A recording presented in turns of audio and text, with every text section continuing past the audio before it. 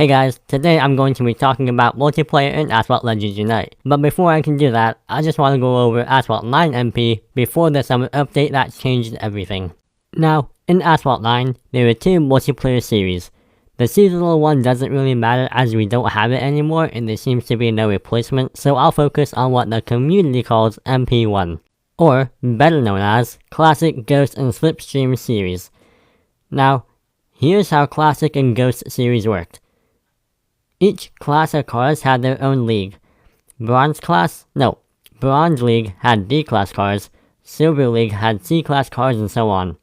You could use any car you wanted as long as you had it and it was available in your league. So if you were in Legend League, you could use any car you wanted as long as you had it. If you were in, say, Silver League, you can only use C and D class cars. Now, matchmaking was based on rating, not the rank of the car, so if you wanted, you could go in with a Lancer in Legend League and face Yeskos. This is because the higher the rating, the harder the competition. Obviously, the more you win, the more rating you got. Now, each league was separated by a certain amount of rating, like to get to, I think it was the Gold League, I think you needed like 1250 rating for Gold League, or that was Silver League. I'm pretty sure it was Gold League, that was 1250 rating. So if you were below 1250 rating, you would be in Silver League, only using D and C class cars. Once you got 1250 rating, you would then be able to use D, C, and B class cars. Legend League was 1750 rating. I'll touch on that later on. Some other important things to know is that league mixing was a thing. League mixing means that even though you were in low Platinum League, you could still face high Gold League cars and vice versa. Every time a new MP series came, you would start all the way in Bronze League again, so you would have to work your way up back to Legend League. The only difference between Classic series and Ghost series was the ghosting feature. In Ghost series, the Ghost feature was always on, as opposed to Classic, where it was on for the first 15 seconds of a race and then turned off and all hell would break loose. Slipstream season was just Ghost season with a twist. In this season, every car had a blue strip coming from behind it, and if you were on that blue strip, your nitro bar would fill up. The more blue strips you were on, the quicker your nitro bar would fill up. Fall too far behind, or veer too far to the left or to the right, everything would go back to normal. Now, this changed people's playing styles because if you were always on a blue strip and a fairly decent nitro efficiency car, you could never run out of nitro. Now, what does this all mean? Well, for starters, it means that you didn't need to be skilled to win. You just needed at the very least a Corvette, preferably a Huracan, for Classic and Ghost series, and for Slipstream, you needed at least an SCG-003, preferably an Apollo N. Because it was rating based, not car ranked based, the players who got the higher rating were the players with the better cars, not the more skilled players. An average driver with a Huracan would still win against a pro driver in a Pininfarina H2 speed. So that was 1. 2, because you could go in with whatever car you wanted, and that there are more twisty tracks, people just went in with agile cars all the time, except for Slipstream season where it was more speed focused. It was actually so bad to the point where they nerfed the Corvette because everyone was using it. Unfortunately, that's about all Gameloft did to try and fix the problem of people constantly spamming agile cars in multiplayer, because Gameloft created this thing called a Staraway special event, where you can star up a certain car, basically for free. Now, this is all well and good except for the fact that the first car to get a Staraway event was the Lamborghini Huracan Evo Spider. Clearly, the way to get people to stop using agile cars in multiplayer was by giving everyone a free Huracan. As for Slipstream season, back in Asphalt 9, during the Club Clash, you got Club Clash currency. I'm not exactly sure what it's called, but with that Club Clash currency, you could buy Apollo M blueprints. So yeah, there's basically an easy way to get the most popular cars in multiplayer back in Asphalt 9, which really didn't help anything because people still used the Apollo N and pretty much just the Apollo N because it was so easy to get in Slipstream season, And then in Classic and Go season, people just use a Huracan and Vanda, so it really didn't do anything to help. Now, moving back to MP and Asphalt Legends Unite. Both series suck. I'm actually going to start with the non-regulated series because I have the least to say about it. And I'll be referring to the non-regulated series as the rank-based series, just as FYI. So, in this series, matchmaking worked with the rank of the car, not the rating of the player. Now, this is better because, skilled players who didn't have a very high garage level could still win and get high rating despite not having a Yesco or a Huracan. So yeah, in terms of matchmaking and gameplay, it's actually a pretty good season. It's just that it's super long and the rewards suck. It's also really boring too. I mean, like, top 500 for 500,000 credits and 125 tokens, I can get nearly as many credits from the credit heist without even completing all of it, and 125 tokens for top 500, I can get that just by entering in the game 10 days in a row, not even through playing. To make it even worse, there are only 2 leagues, 1750 or higher and everyone else. 1750 gets you 60k credits and 50 tokens. You can literally get more tokens from the daily goals and more credits by watching an ad at the end of a race. Now, if you get 50 points of rating for coming in first, I wouldn't be complaining, but you don't. You only get half of that. Not even half of that. You get 20 rating for coming in first place, so it takes a super long time to get to 1750 from like 1200, 1100 rating. What about the milestones? Well, surprise surprise, they suck as well. The regulated season milestone goes up to 20,000, and the rank-based only goes up to 1,500. Of course, they aren't that worth it. Mostly credits, that are literally impossible to get. Input parts you can get a million different ways.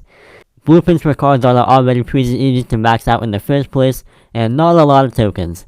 With the milestones for the Classic and Go series, they were still like 30,000 I think, but this is only 1,500 and the rewards aren't even that worth it.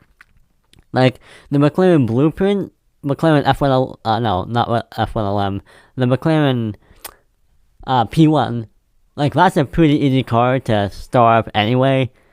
So, like, could you make it maybe like the 812 Superfast or something? Like, maybe a car that's harder to get? But no, it had to be the P1 because I don't know why. And just like the leagues too, like, only 2 leagues, just like 1750 rating and everyone else, like, that kind of sucks. Like, again, like in Classic and Ghost and Slipstream series, there were like 5 leagues that offer different prizes. Like, why can't they do the same here? Why does it have to be 1750 or higher and then everyone else with shitty rewards? Like, I don't get it. Now for the regulated series. On paper, this looks really good. You have a select few cars, and because of that, it's more skill-based because it's as if everyone was using the same car. And all the cars are close in terms of performance, which is awesome. So it truly is like it was a purely skill-based series. We actually did this, I think, in the early days of Asphalt, and I think we did it a few years ago, actually. And judging from the community feedback, it wasn't taken too lightly or too hardly, so, how bad could it be for Asphalt Legends Unite? Well, it sucks. For starters, the car selection sucked. I believe it is ranked based on how they group each cars. Now, that sounds good because, 4,000 ranked cars will be placed with other 4,000 ranked cars, and some will be better than others, but generally speaking, they're all going to be pretty close in terms of lap time and performance. Don't let that deceive you, okay? You still have a 4,000 ranked Huracan. You know what else is also 4,000 ranked? A Vanda. The Aventador J isn't that far off, either the Corvette or Apex or GT12. Of course, you have the 9-inching Spider, you have the Apollo N, you have the Lycan, and, they aren't bad cars, but, when you have as many agile cars as you do as options, could you maybe try to balance it out a little bit? I get that as you progress in the leagues, the cars should also progress through the class. And the more you play and the higher leagues you get, the faster and better your cars become. Like, I get in Bronze League, like, their idea is to use D-class cars and low C-class cars, and then in Legend League use high S-class cars. But could you maybe add some more straighter tracks and more speed-focused tracks to try and balance things out a bit? If you're gonna have a VLF as an option, maybe don't have Paris and Tuscany and Auckland being the most popular tracks. It doesn't even have to be that way when you regulate cars too. Like, why is Legend League always S-class cars? Why can't we have a season where it's all super agile cars and everyone has a Huracan and Vanda, so why not make them the two cars in Legend League? Like, I don't get it. With this new system, the S-class cars are available in the higher leagues. I get that shouldn't be a surprise, but when you're doing what they're doing, it kinda sucks. Like, they're just rotating the same cars in and out every season because you have a 4,000 ranked Huracan or Vanda, and because it's rank based season on how they group the car, you gotta have other 4,000 ranked based cars, which they're literally just rotating the same cars in and out every single time. Like the Lycan. Like, one season it's there, the next it's not. The Apollo N. One season it's there, one season it's not. The DBS Super Allegra. One season it's there, the other season it's not. Like, they're just, like, the ACR, the Pininfarina, the Resvani, the NSX, they're just rotating the same exact cars in and out. So, like, you can't even use a stray car either. Like, at least in Classic Series, you had the stray ZR1 and the weird Cadillac CN concept. And of course, you had the weird AMG that would always come in at, like, 2049 rating. But with this new season, you don't even get that either. Like, what is going on? And you don't even start over when the new season comes. You just restart in the league you were in. Like, oh my lord. I get that different players have different playing styles, but could you maybe add some diversity in the track options at least? Again, if you're gonna have the VLF as an option, maybe don't have Caribbean and Osaka being the most popular tracks. I get that it's supposed to have balance, and it's supposed to balance the agile cars from the more harder to drive cars, from the speed oriented cars. Like, I get it's supposed to, balance them out. But I feel like even after the summer update where they changed everything, they're still catering to the agile cars. Like, I don't get it. Like, I really don't. And I want to understand it, but I just struggle to understand what they're going through. Oh, by the way, guess what car got a showroom event? They also added more rating, which I guess kinda makes sense, as the more rating there is, the harder it is to get into Legend League. But even if you want a little bit of change and diversity in the car selection, you kinda just gotta go back down the leagues instead of going up them because, more rating. So if you want even a little bit of diversity, you kinda just gotta drop the rating you already earned, which, again, you didn't really have to do with the Classic Series because you could just use whatever car you wanted. In this one, because it's regulated, you literally don't have a choice but to use the one they already offer. Plus, the people who have the not so popular cars, like the people who have the Legend Pass cars, aren't even using them because, one, they aren't even worth going for anyway because they're just a copy and paste of another car in the game, and two, even if they do have it, even at fairly high stars, it's probably not that good, and they already have the Vanda or Huracan at Golden Max anyway, so they aren't even going in with the Legend Pass car that they spent money on, because the Vanda and Huracan are just better and more reliable cars anyway, so like, I just don't get what they were thinking when they were doing this. I kinda see it and I kind of understand it, but it just doesn't work. Also, why are there so many cars in each league? Like, why can't it be just like 4 cars for each league so we have a total of 20 cars? Like, why can't, like, I don't know, Bronze League be like the Elise, the i8, the Taycan, and the Bentley?